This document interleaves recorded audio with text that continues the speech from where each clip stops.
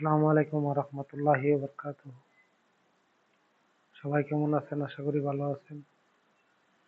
আলহামদুলিল্লাহ, আমি ভালো আছি আল্লাহ রহমতে। তো ইসলামিক জীবন হলো এখানে বাংলাদেশে শুনতেছি যে একটা পুরুষ দুইটা বিয়ে করতে পারবে, দুইটা বিয়ে করলে সংসার সুন্দর হবে, জীবন সুন্দর হবে। আসলে বিয়ে করা মানে কি? বিয়ে করা মানে হইলো বংশমর্যাদা সৃষ্টি করা, তাকে ওয়াইফকে লালন পালন করা, তারে সব দিক দিয়া টেকেল দিয়া রাখা। এটা হলো ইসলামিক জীবনের ধারা। আর অনেকে মনে করে যে বিয়ে করলে বউয়ের সাথে থাকানোর লেগে বিয়ে করে, চরিত্র ঠিক রাখানোর লেগে। চরিত্র ঠিক রাখা বলতে গেলে বিয়ে করলে চরিত্র অবশ্যই ঠিক থাকবে। আর চরিত্র সঠিক ঠিক রাখার জন্য একটা পুরুষের দুইটা, তিনটা, চারটা বিয়ে করা এই নবীর সুন্নত। আর নবীর সুন্নত মানা, নবীর আদর্শে থাকা, সেটা হলো মুসলমানদের কাজ। আর তার মানে এই না যে আপনি বিয়ে করবেন, পাঁচটা জিনিস দিবেন না, তার যত্ন নিবেন না, তার দায়িত্ব নিবেন না। তারপরে বিয়ে করা মানে কি? আপনার বাচ্চা কাচ্চা জন্ম দেওয়া, বংশমর্যাদা বাড়ানো। আর যারা বলেন যে আমরা ছেলে মেয়ে দুইটি যথেষ্ট, আর না হইলে আরো বেশি ভালো, ছোট পরিবার ছোট সংসার। আসলে দেখেন, ইসলামিক মুভমেন্টে ছোট পরিবার আর ছোট সংসার এটা কোনো জীবন হয় না। দেখবেন যারা, যে মহিলা বেশি বাচ্চা জন্ম দিয়েছে, 10টা 12টা, ঠিক আছে, 13টা বাচ্চা জন্ম দিয়েছে, ওই মহিলা হচ্ছে সবচেয়ে সম্মানী। আর আপনি চিন্তা করেন যে দুইটা বাচ্চা জন্ম দিলেন, দুইটা বাচ্চা আল্লাহরে ডাক দিল, আর 13টা বাচ্চা জন্ম দিলেন, 13টা বাচ্চা আল্লাহরে ডাক দিল, সম পরিমাণে কি এটা সব হবে? তো ইসলামিক মুভমেন্ট হচ্ছে অন্যরকম বিষয়। আর যারা ইসলামিক মুভমেন্ট বলতে গেলে কোরআন হাদিস পড়েন, জানেন, তারাই বুঝবেন। আর যারা কোরআন হাদিস জানে না, পড়ে না, বুঝে না, তারা বুঝবে না। সৌদি আরবে দেখছি একজনের 30-40টা সন্তান। এই কথাটা যদি একজন মানুষ শুনে, এদের হাত পিল করে মারা যাইবে। ঠিক আছে? তো বংশমর্যাদা কি জিনিস, এটা এটা অন্যরকম বিষয়। এরপর মহব্বত, ভালোবাসা, শিক্ষা, এগুলা আল্লাহর সব নিয়ামত। আপনার যদি ইসলামিক মুভমেন্টে চলতে যান, বংশমর্যাদা বাড়াইবেন। আর বংশমর্যাদা আপনার জন্য 100% কি সাফল্যজনক। আর বাংলাদেশের নারীদেরকে কিছু বলতেছি। বাংলাদেশের নারীরা যেভাবে বেপরদা, অসম্মানী ভাবে চলাফেরা করে, আর তাদের যে আচার আচরণ, তারা বিয়ে বসার পরে চরকি যেভাবে ঘুরে, এইভাবে জামাইরে ঘুরা। তো এটার কারণে ইসলামিক মুভমেন্ট সুন্দর হইতেছে না। আর জামাইয়ের আদর্শ অনুগত্য থাকে না, স্বামীর আদর্শ পালন করে না। যারা পালন করে তাদের সুন্দর জীবন হয়। আর আশেপাশে ভাইরাস থাকে, সিসি ক্যামেরা থাকে। সিসি ক্যামেরা হইল গ্রামের মূর্খ নারী এবং পুরুষ।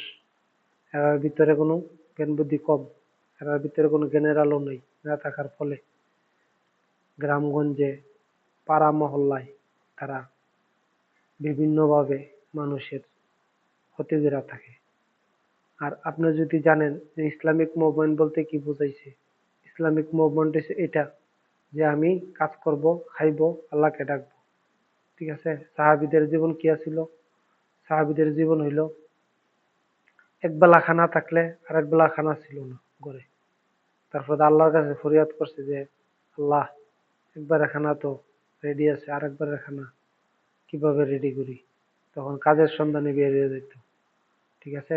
কাঠ কাটতো, তারপর দিয়ে যে কোনো ভাবে তারা খাবারের জন্য কি বেরিয়ে পড়তো, উপার্জন করতো যে কোনো ভাবে। তো আমাদের ওখানে বাংলাদেশের যেই ইসলামিক মুভমেন্ট দেখেন মানুষের মাধ্যমে চলতেছে, তারা মনে করেন যে কাজই করে না। তারা বলে আমি এই কাজ করবো, আমার দিকে গরু পালা সম্ভব, আমার দিকে ছাগল পালা সম্ভব। বুঝাইতেছে যে বাংলাদেশের প্রেসিডেন্ট। ঠিক আছে? তো ইসলামিক মুভমেন্ট বলতে কি বুঝাইছে? আপনি কাজ করেন, যে কোনো কাজে লেগে পড়েন, যে কোনো কাজ করেন, খান, আপনি নিজে খান, অন্যদেরকে খাওয়ার সুযোগ করে দেন। ইসলামিক মুভমেন্ট হচ্ছে এটা। তো আমাদের ব্রাহ্মণবাড়িয়াতে দেখা গেছে, মানে পরিসংখ্যানে বোঝা গেছে 1,20,000 মহিলা বেশি পুরুষের থেকে। তো 1,20,000 মহিলারা কারা বিয়ে করব বলেন? এরা কি করব? এরা কই সম্মান পাইব? কেউ পরকীয়া করব, কেউ খারাপ কাজ করব, কেউ জেনা ব্যভিচার করব। তাহলে কি ইসলামিক মুভমেন্ট হয়ে গেল? জীবন সংসার সুন্দর হয়ে গেল? তো প্রত্যেকটা ডিস্ট্রিক্টে, প্রত্যেকটা জায়গার মাধ্যমে মহিলা বেশি। মহিলাদেরকে সম্মান আপনারা কিভাবে দিবেন?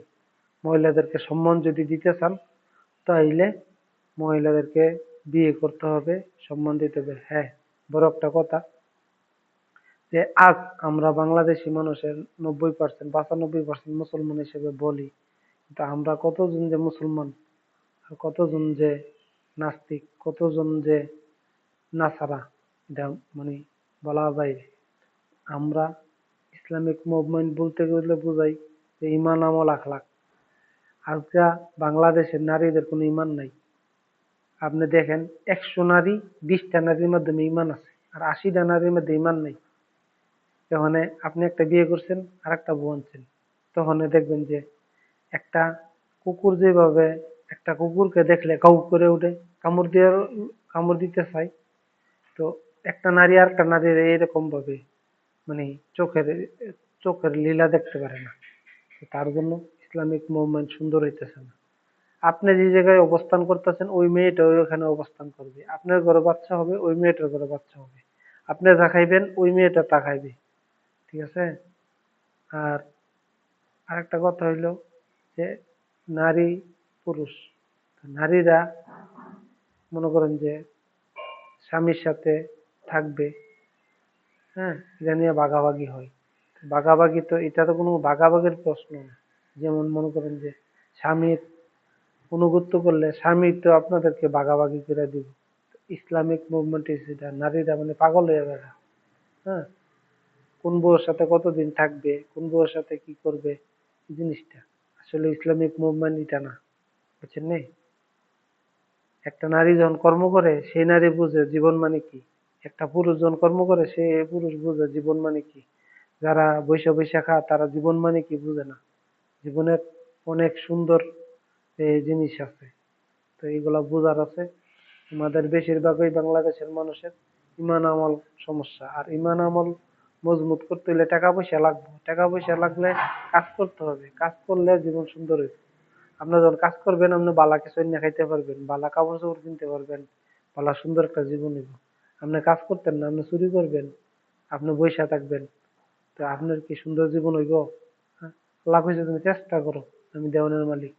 আপনি চেষ্টাই করতেন না, আল্লাহ আপনার কইতে দিব। ঠিক আছে? ইসলামিক মুভমেন্ট অনেক কিছু বুঝাইছে। তো একটা বিয়ে, দুইটা বিয়ে, তিনটা বিয়ে, চারটা বিয়ে, বিয়ে করা, বিয়ে করা কি, প্রথম বিয়েটা হচ্ছে ফরজ, তারপর হচ্ছে সুন্নত।